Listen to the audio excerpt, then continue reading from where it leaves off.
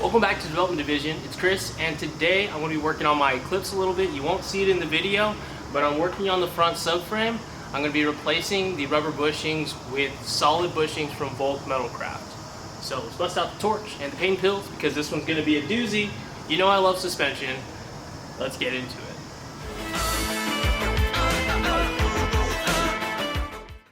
So as I stated before, I got these from VOLK Metalcraft. These guys make some DSM parts, so if you guys have a 1G or a 2G, definitely go down there and go give their side a look. These are the solid bushings I'll be putting on my clips. Mine is a 97. These should work on all 95, I believe, 95 to 2000, 95 to 99. These look really good, pretty sweet. Here's a medium sized bushing here.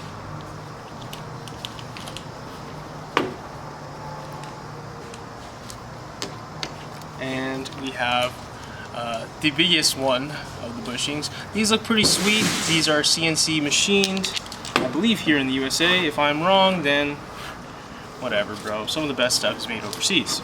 So without further ado, enough talking about these new parts. Let's try to get out those old ones.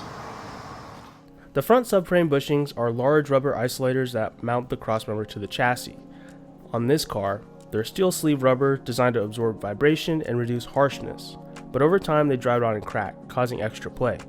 OEM replacements are very rare today, so today I'm going to go with some solid bushings. This is going to give me precision, but unfortunately it's going to come at a cost, and that's going to be noise and vibration.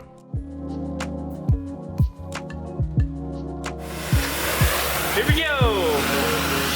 Is that good, Joe? Yeah, you're good. Nice. Cool. Lovely jubbly.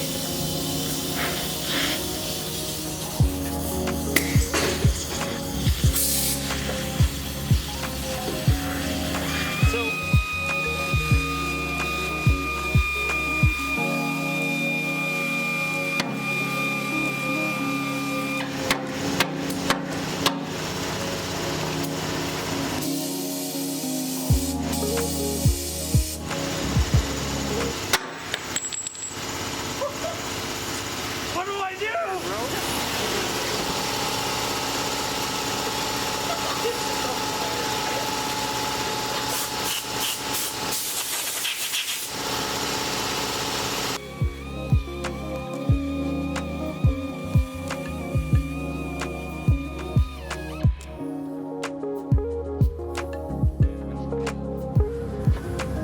Yeah, okay. Dude, that's fucking clean. That's a...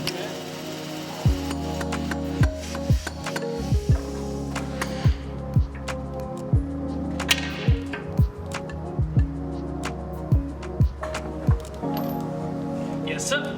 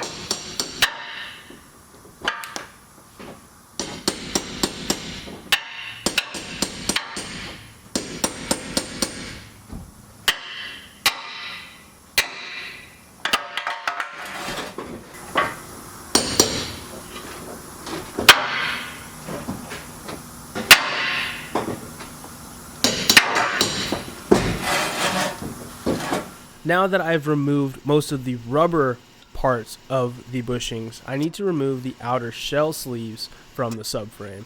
And you can do this a couple different ways. Right here I'm using a chisel to try to chip it out.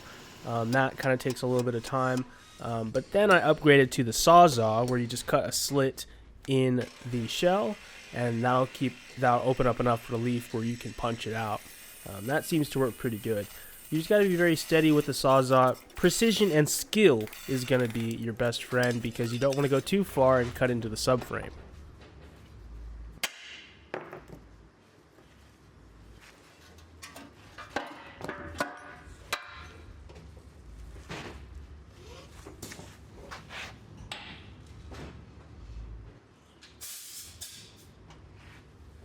Now that all the old bushing material is removed, I need to prep the surfaces for a new bushing.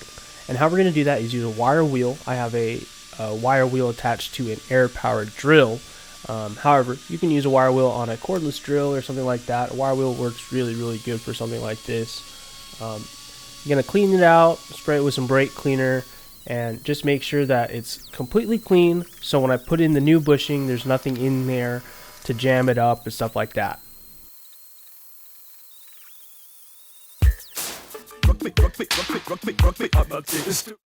So I just pressure washed the subframe. I didn't degrease it or anything. I'm going to go ahead and wire wheel this after I press in the new solid bushings. But I just want to give you guys a look into the sleeves. Just hit these with the wire wheel.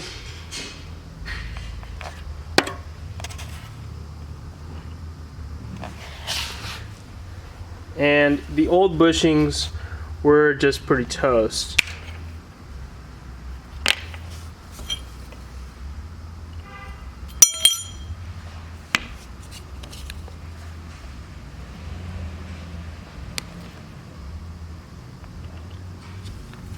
So I'm going to go ahead, go to the press, and press the new solid bushings in. So here is the shop press that I'm working with here. It's a 12-tongue hydraulic press, and before I just start pressing stuff, I'll need to do a little bit of prep work. So that's setting the bed, and I wanted to say bed height there. That's the 3D printing in me wanting to say that. But right now I'm going to fill it up with some ATF. This one, you probably shouldn't have to do this every time if you have a maintenance press, but this one, this is what we're working with here. This is how it is. This is real life. This is reality here. So please stand by while I set up my press for pressing, and then we'll get to it. And basically the theory here is we're going to need to isolate the bushing to where the press is only pressing the bushing into the subframe. And sometimes that's a little bit difficult, especially with like control arms or suspension arms, and even subframes like this in complex design. Sometimes having the right angle is very tough to produce.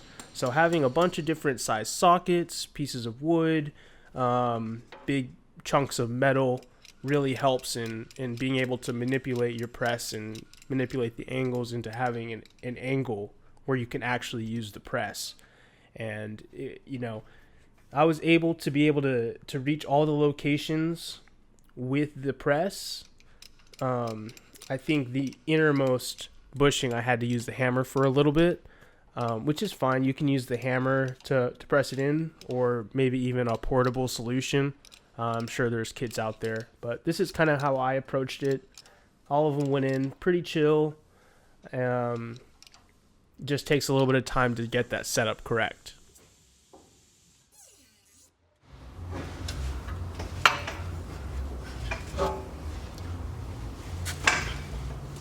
Ooh! Easier. Easier. Dan, you may have a good day today, bro. And when you do get the angle correct and you do have an ideal pressing situation, it should feel really smooth and constant. If it starts to get real tight, that means that the bushing is binding up, and either it's not in alignment, it's not perfectly straight in the hole, or something else is going on. You might have the wrong bushing. It should be nice, smooth, and constant until you actually bottom it out and it's fully seated, and that's when the press will start to to buckle a little bit, and it'll be very, very tough for the press to press it in. It won't be able to push it in anymore.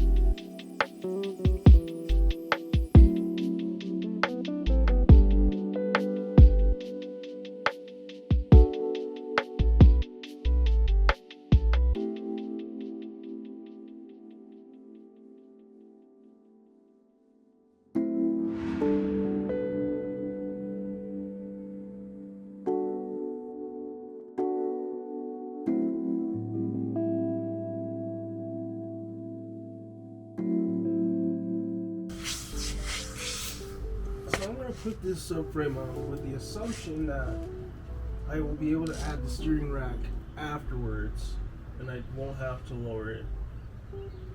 Let's just see what happens.